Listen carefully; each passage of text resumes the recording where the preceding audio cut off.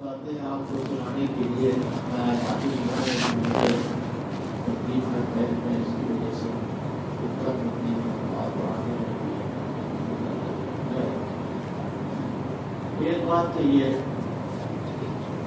ہم مسلمان ہیں اور مسلمان ہونے کی وجہ سے ہمارے کچھ اعتقادات ہیں، اور سب سے بڑا اعتقاد جو ہے وہ ایسا ہے کہ اگر وہ مضبوط ہو جائے تو انشاءاللہ پھر ساری چیزیں آسان ہیں۔ دنیا میں حالات ہر طرح کے ہوتے ہیں، ہر طرح کی پریشانیاں۔ ایک مرتبہ دہلی میں نظام الدین کے پاس ایک بلڈنگ ہے، کرامت منزل علی گڑھ مسلمان، حضرت مولانا علی میاں رحمۃ اللہ علیہ کا وہاں قیام رہتا تھا۔ جب دہلی تشریف لے جاتے تھے تو حضرت کا وہیں قیام رہتا۔ میں بھی اتفاق سے دہلی میں موجود تھا اور مجھے یہ معلوم ہوا کہ حضرت مولانا علی میاں صاحب دہلی میں موجود ہیں، تو میں صبح صبح حضرت کی خدمت میں پہنچ گیا، کوئی 7-8 بجے ہوگا۔ بڑی خوشی کا اظہار فرمایا، جس طرح ہمیشہ شفقت اور بڑے جس طرح چھوٹوں سے ملتے۔ پھر ذرا دیر کے بعد حضرت جی مولانا انعام الحسن صاحب رحمۃ اللہ علیہ تشریف لے آئے طرف سے۔ میں نے جانے کا ارادہ کیا کہ 2 انداز کے نیک بندے ایک جگہ بیٹھے تھے، اللہ جانے کیا کیا باتیں ہونا ہے اور کیا بات کرنا ہے، اور میں یہاں بیچ مخالف انداز ہوں، لہٰذا میں نے جانے کا ارادہ کیا۔ دونوں بزرگوں نے یا حضرت مولانا علی میاں صاحب، دونوں میں سے کسی ایک نے یا دونوں نے اصرار فرمایا کہ نہیں تو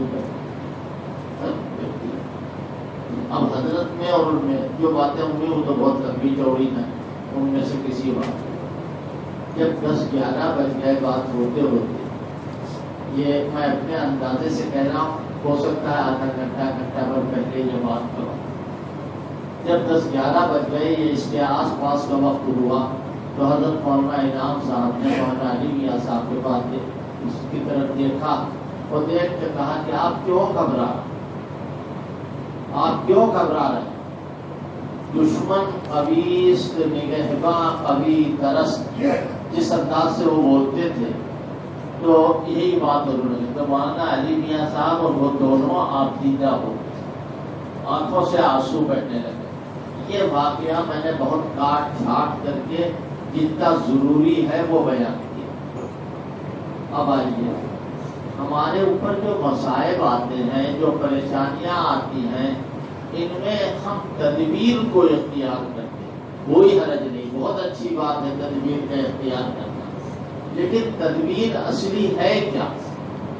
ایک مرتبہ صحابہ اکرام نے حضور پاک صلی اللہ علیہ وسلم سے کہا کہ ہم آپ کو سجدہ کر لیا کریں، آپ کی اجازت ہے؟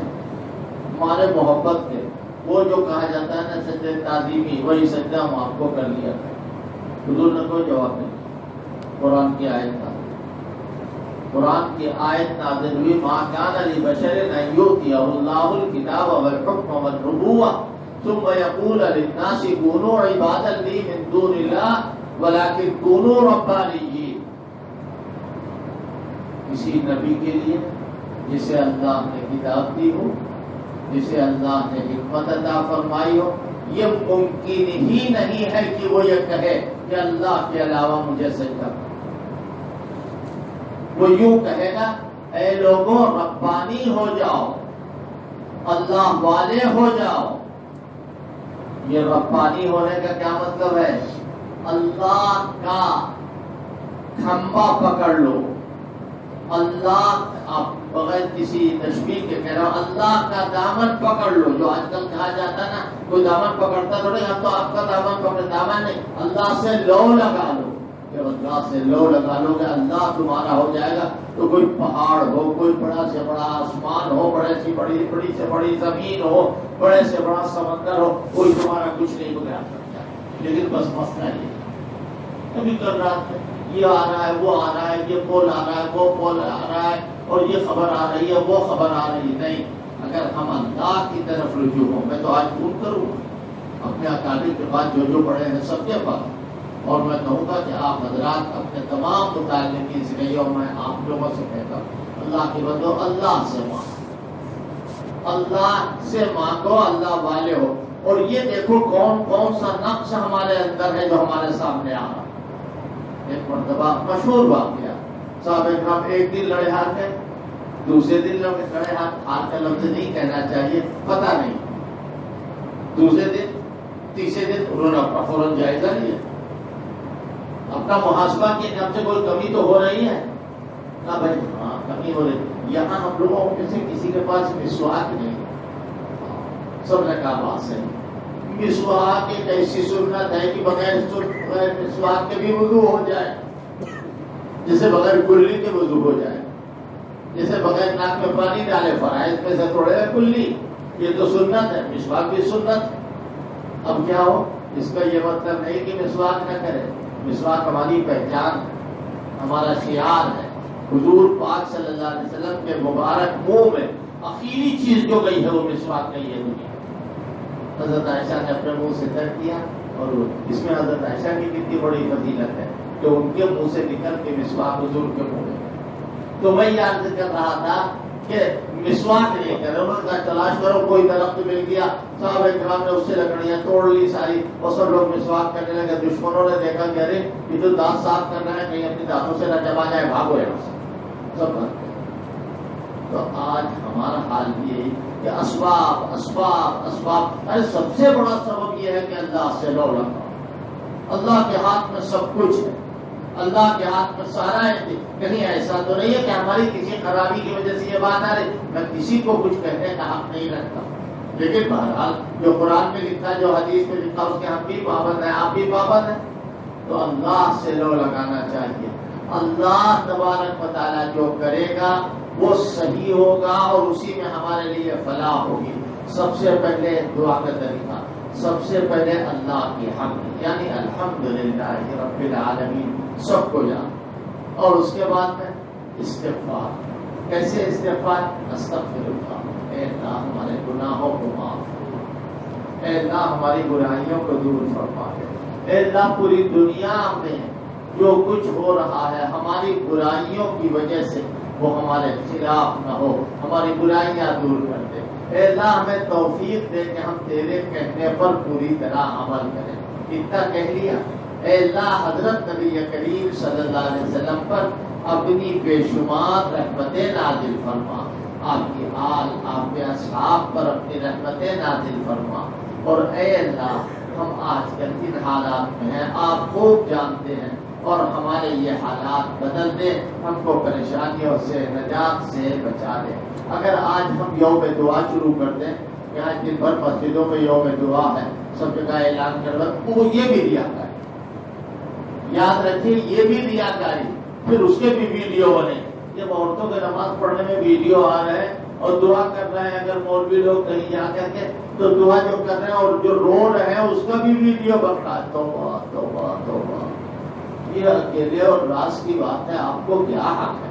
اسی لیے میں اجتماعی طور پر کوئی بات ہے، اپنی اپنی جگہوں پر جب دعا کا وقت، ہر وقت دعا، رمضان میں ہر وقت دعا قبول، اور پھر خاص طور پر قرآن شریف کی تلاوت کے بعد اللہ تعالیٰ کے 99 نام ہیں، ان ناموں کو لینے کے بعد اگر کوئی آدمی دعا کرے تو دعا قبول ہوتی، تلاوت قرآن مجید کے بعد دعا کرے تو دعا قبول ہوتی، افطار کے وقت دعا قبول ہوتی، ہر نماز کے بعد۔ امام تو معمولی دل کو ذرا سے ذکر کرتا ہے، دعا ٹھیک ہے، عصر کے بعد، فجر کے بعد کچھ طویل دعا ہوتی، اپنی اپنی جگہ پر بیٹھ کر کے اپنے اپنے گھروں پر اپنے بال بچوں کو لے کے سمیٹ کے یہ دعا مانگو، اللہ تعالیٰ سے مانگو۔ اللہ تعالیٰ دعا سے انقلاب پیدا فرماتا ہے، اور اللہ بہت خوش ہوتا ہے اس سے مانگا جائے تو بہت خوش ہوتا ہے، اور رمضان سے بہتر کون سا موقع ہوگا اللہ آپ سے مانگنے کا۔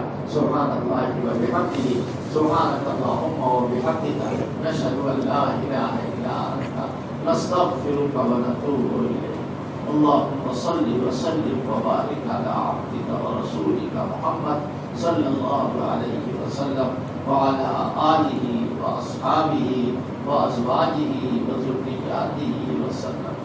اے اللہ اپنی طرف سے ہمارے گناہوں کو معاف فرما۔ اے اللہ ہم کو نیکیوں کی توفیق نصیب فرما دے، بری بات سے، برے کام سے، برے خیال سے، بری زبان سے، برے کام سے، برے دل سے، برے دماغ سے اے اللہ ہماری حفاظت فرما۔ اے اللہ اپنے کرم سے جو حالات ہیں ان حالات میں ہماری حفاظت ہو، ہمارے دین کی حفاظت ہو، اے اللہ دین کے مراکز کی حفاظت ہو، ہماری خانقاہوں کی حفاظت ہو، ہمارے اکابر کی حفاظت ہو۔ اے اللہ اپنے کرم سے اپنے فضل سے پورے اسلام کی پوری دنیا میں حفاظت ہو۔ اے اللہ دشمنان دین کا منہ کالا فرما دے، اے اللہ ان کو کیفر کردار تک پہنچا دے، اے اللہ ان کی تباہی اور بربادی ہماری آنکھوں سے دکھا دے۔ اے اللہ اپنے کرم سے اپنے فضل سے ہمیں اپنا بنا دے، اور اے اللہ ہمیں یہ قوت عطا فرما دے کہ ہم تجھے اور تجھ ہی کو سے لو لگائے اور کسی سے لو نہ لگائے۔ اے اللہ جو عظمت آپ کی ہے، اے اللہ جو وقار آپ کا ہے، اے اللہ جو نام آپ کا ہے وہ کسی کا نہیں ہے، جو کچھ دنیا میں دیا ہے آپ نے دیا ہے۔ اے اللہ ہمارا آپ سے رشتہ مضبوط ہو جائے۔ اللہم اعنا علی ذکرک و شکرک و حسن عبادتک۔ اے اللہ